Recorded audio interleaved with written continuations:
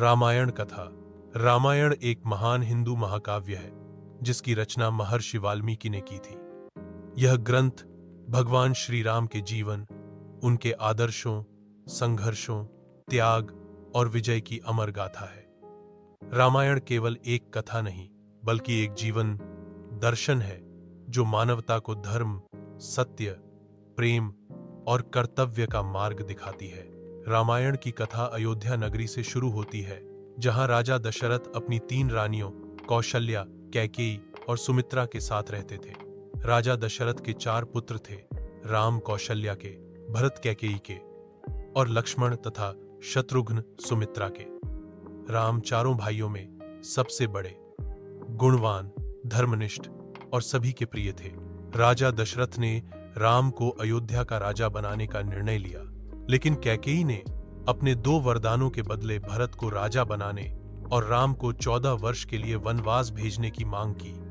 राम ने पिता की आज्ञा का पालन करते हुए सीता और लक्ष्मण के साथ वनगमन किया। वनवास के दौरान अनेक घटनाएं हुई। राम ने अनेक ऋषियों की सेवा की, राक्षसों का वध किया और धर्म की रक्षा की। एक दिन राक्षसी शूर्पणखा ने राम से विवाह का प्रस्ताव रखा, जिसे राम ने अस्वीकार कर दिया। गुस्से में शूर्पणखा ने सीता पर आक्रमण किया, जिससे लक्ष्मण ने उसकी नाक काट दी। यह घटना रावण के क्रोध का कारण बनी। रावण ने छलपूर्वक सीता का हरण कर लिया और उन्हें लंका ले गया।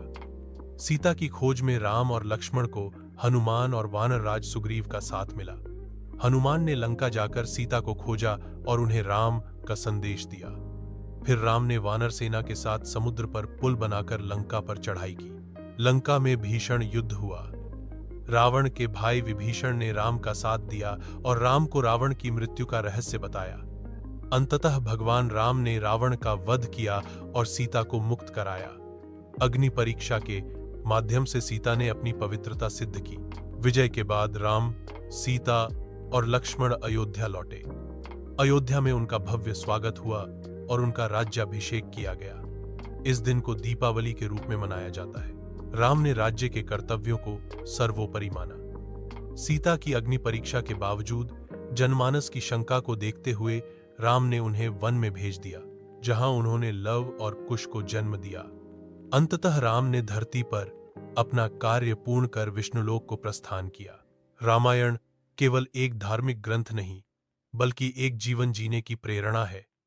यह हमें सिखाता है कि सत्य, त्याग, धैर्य और धर्म के मार्ग पर चलकर जीवन में किसी भी संकट को पार किया जा सकता है।